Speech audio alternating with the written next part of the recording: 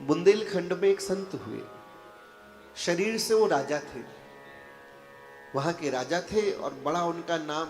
और उनका एक नियम था कि रोज जब वो स्नान करने नदी में जाते और नदी में स्नान करके जब लौटते तो कोई भी व्यक्ति जो तिलक लगा के उनके सामने आ जाता था उसको लेट के प्रणाम करते थे, साष्टांग प्रणाम करते थे। ऐसा उनका नियम था, ऐसी श्रद्धा थी उनकी तिलक में, संतों के वेश में, कि कोई भी अगर तिलक लगा के माला जिसने पहन रखी कंठी है और स्नान करके आ रहे हैं और सबसे पहले कोई उनको ऐसे व्यक्ति के दर्शन हुए तो राजा होते हुए भी, क्योंकि उनकी वेश में निष्ठा थी, तो उसको प्रणाम करते थे। अब राजा है तो क्या हुआ, लेकिन ईर्ष्यालु तो होते हैं ना, जलने वाले तो होते हैं, मस्खरे होते हैं, जिनको मजा आता है दूसरे को नीचा दिखाने में, उसकी हंसी करने में।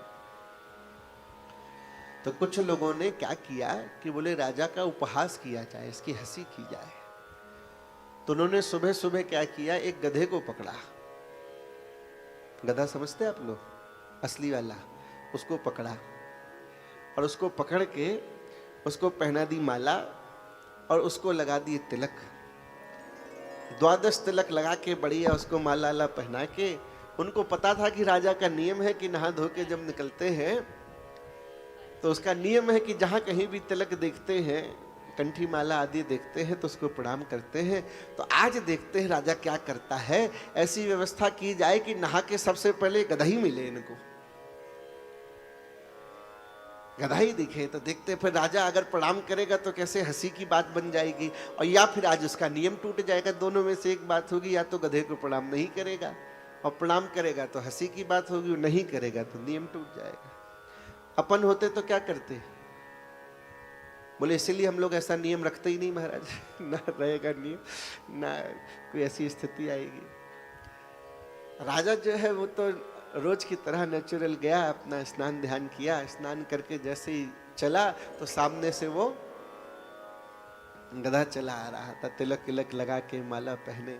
अरे जैसे उन्होंने देखा बड़े प्रसन्न हुए कि वाह भगवान, आज तक तो मनुष्यों पे कृपा होती थी, आज इस गधे पे भी कृपा हो गई। और ऐसे भाव से तुरंत उन्होंने लेट के उस गधे को प्रणाम किया कि वाह भगवान, आज तक तो सिर्फ मनुष्यों को ये कंठी मिलती थी, आपका तिलक सौभाग्य मिलता था, आज इस जीव पे भी कृपा हो गई। वाह। जैसे ही प्रणाम किया तो इस भाव को देख के वहां ठाकुर जी साक्षात प्रकट हो गए। जय हो, जय हो। प्रकट हो गए और आसमान से जो है स्वर्ण के फूल बरसे वहां पे। ये ओरछा की कथा है, ओरछा में ऐसा हुआ, वहां के जो राजा थे।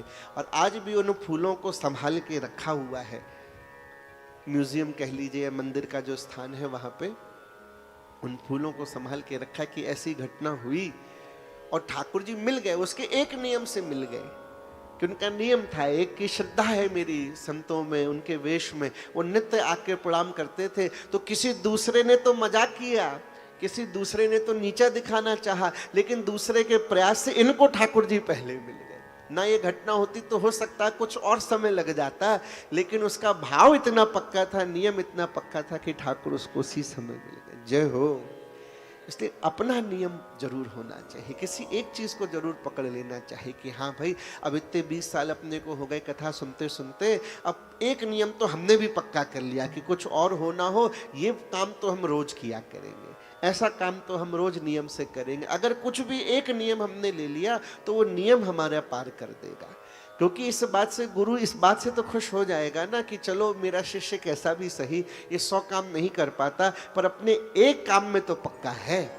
अपना हिसाब किताब कैसा है कि अभी अपना कोई भी काम पक्का नहीं है। कभी अपन कुछ कर लेते हैं, कभी कुछ करते हैं, कभी कुछ भी नहीं करते हो, कभी सब कुछ कर लेते हैं।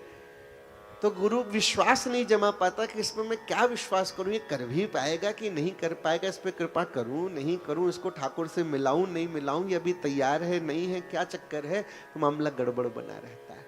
और जो एक चीज को पक्का कर ले तो गुरु भी देख लेता है कि हाँ कुछ और हो ना हो इसमें, पर अपना एक नियम तो इसका है। राधे राधे।